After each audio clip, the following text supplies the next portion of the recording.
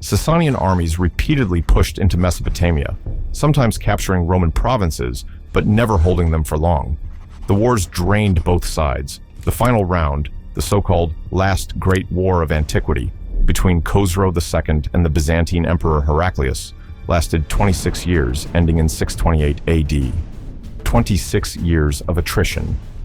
And while the two exhausted empires hammered each other in exhausting clinch, a third force was rising in the south, quietly preparing to finish off whoever staggered last. The new force was the Arabs. They burst out of the desert like a sandstorm across the exhausted Sasanian state. Damascus fell in 634, Babylon in 637, Alexandria in 642. Why did they succeed? The list is long. They fought with mobility, cutting supply lines, striking from the rear. Camels carried archers and infantry swiftly across terrain. The desert itself became a shield. When pressure mounted, they withdrew into zones where Sasanian heavy cavalry simply could not operate. But the deeper reason lies in the rhythm of military history. Warfare evolves in cycles. What counters light infantry? Light mobile cavalry, hence the success of Persian conquests under Cyrus.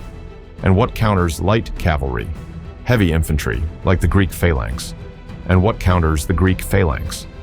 Heavy cavalry capable of breaking through with a powerful concentrated charge. Thus emerges the Sasanian cataphract cavalry. And then the wheel turns again. Heavy cavalry is formidable, but slow. The perfect counter is light-mounted archers, using hit-and-run tactics. The Arabs rode up, shot from their bows, and then withdrew. The armored Persian riders could not catch them. Their tight formation dissolved, and single cataphracts became vulnerable. In other words, in that particular moment of the large tactical cycle, light cavalry had an advantage. By the way, the cycle continues at the next technological level, the age of gunpowder. That, frankly, deserves its own episode. Let us know if we should make one, okay? In any case, new formations, the Arab caliphates, appear on the map. First the Umayyad, then the Abbasid.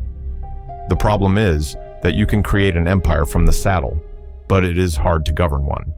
The Arabs were brilliant at the first task, less so at building durable administrative machinery and stable trade systems. So, the caliphates fragmented. In Iran, local dynasties rose, the Ghaznavids, then the Samanids. The 10th and 11th centuries became what historians call the Persian intermezzo, a cultural recentering.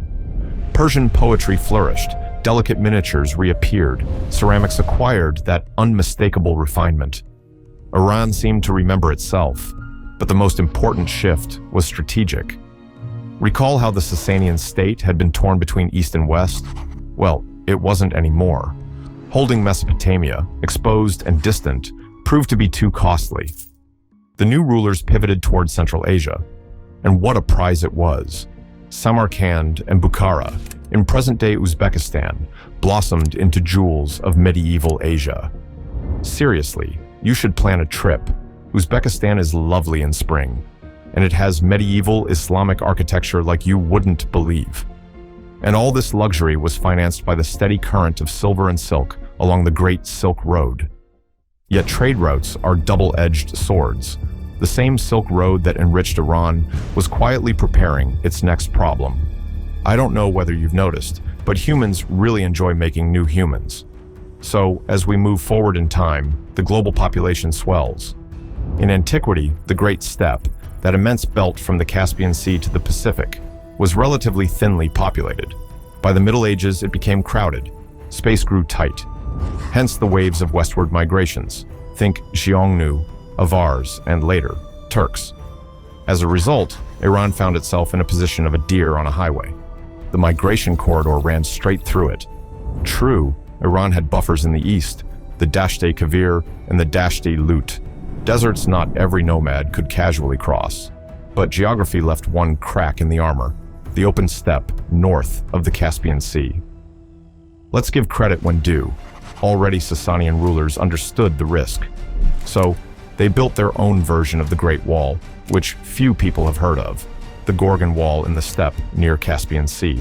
Nearly 200 kilometers, about 125 miles, of brick fortifications and forts. It was supposed to hold back the steppe. It failed.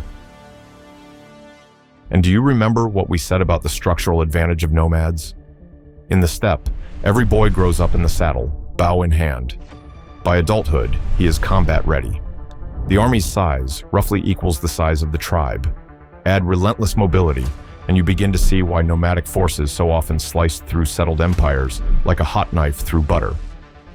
Medieval Iran has experienced it to the fullest. The 11th century, Seljuk Turks. The 13th, Mongol armies. The 14th, Tamerlane. Each wave rolled in from the east. Iran was rarely the final prize. The real magnets were the wealthy Arab cities, like Damascus and Baghdad, but Iran stood in the way. So, time and again, it got trampled. Its central position between east and west, combined with the lack of hard natural barriers, condemned the country to a semi-dependent existence. But the westward moving nomads carried more than fear and loot.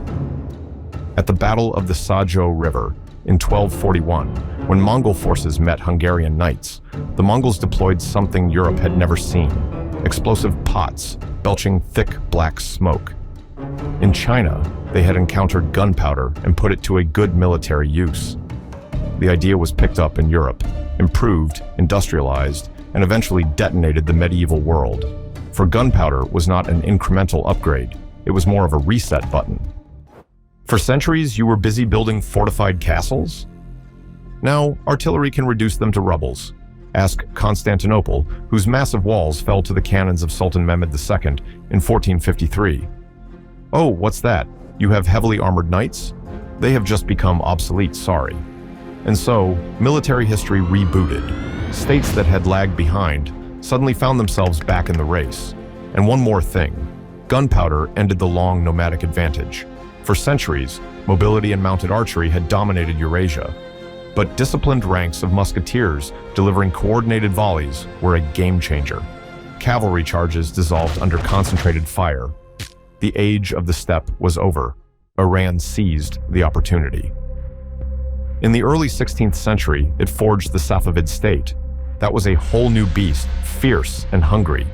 For the first time in centuries, it became possible to stabilize the eastern steppe frontier and even claw back parts of Mesopotamia from the Ottomans. The Safavid order rested on several pillars. Ideologically, it embraced Shi'ism, a branch of Islam set against the more widespread Sunnism. Shi'ism drew a line between us and the surrounding Islamic world. Safavid Empire was built on us against the world vibes.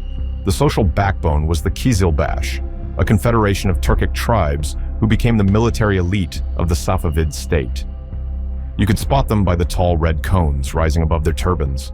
Militarily, the Safavids combined firearm-armed infantry with heavy cavalry. Financially, well, there was a problem. The Great Silk Road died. History's irony. Progress has opened one door and slammed another. In the late 15th century, the Portuguese rounded Africa to reach India by sea. In the 16th and 17th centuries, the Dutch followed. Stable maritime routes formed. So now you have a choice. Your cargo can reach Amsterdam in months by sea, or it can reach Constantinople in 3 years by land. Not a difficult choice if you think about it. And so, overland trade shrank. And with it, the Safavids' main revenue artery. To be fair, they did not sit idle. The state tried to adapt, expanding domestic silk production for export to Europe. That helped, but not radically. The world's economic layout has shifted. Some shifts you manage, others you barely survive. And then some you don't survive at all. And this is the third example of how geography became Iran's main vulnerability. If a state is dependent on a single resource, in this case, control over a trade route, it is skating on thin ice. Because if that one resource vanishes for whatever reason, what's plan B? For the Safavids, there wasn't a convincing one. Cut off from the main currents of global commerce, short on major natural resources, lacking an industrial base, Iran drifted toward the margins of world politics. By the 19th century, it barely registers on the European radar. But hey, being on the periphery sometimes has its perks. Iran did not participate in the First World War. Nobody cared to invite it to reshape the world-themed party. Nor did it partake in the Second War. Well, kinda. You surely remember those famous images: the Tehran Conference of 1943, the fateful meeting of three leaders, Churchill, Stalin, and Roosevelt.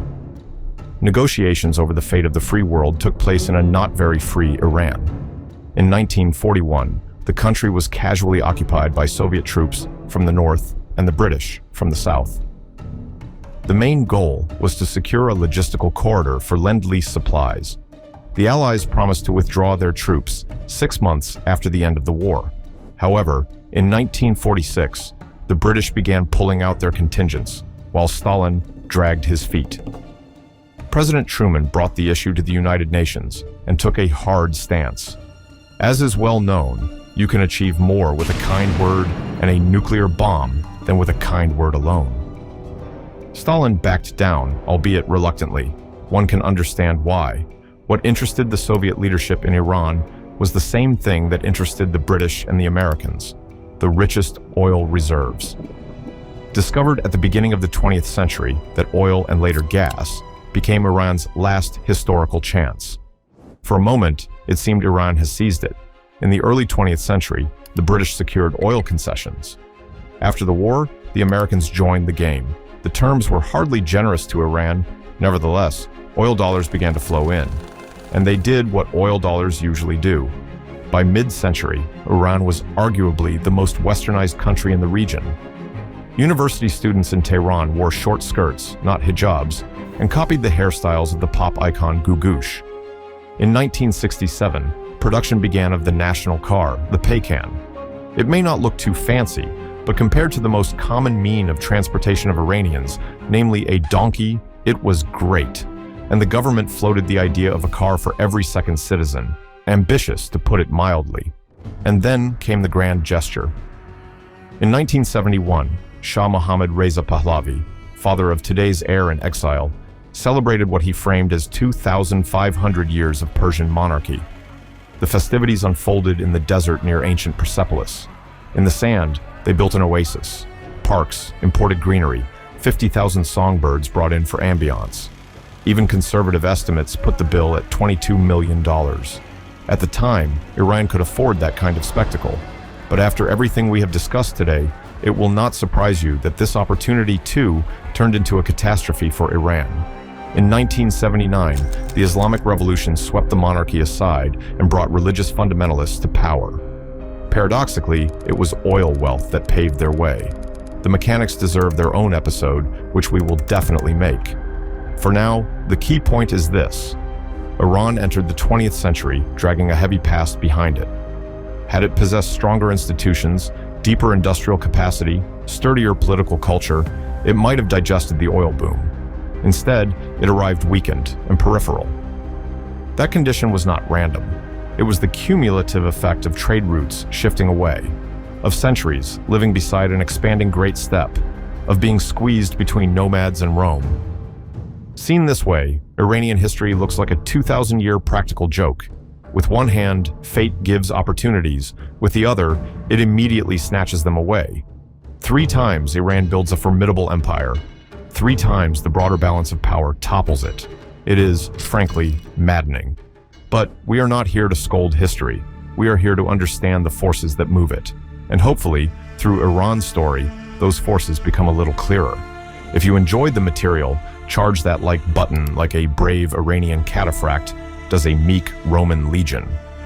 And if you're curious to learn about the fate of another country destroyed by its own wealth, here is our video about Venezuela. You will like it. Give it a try.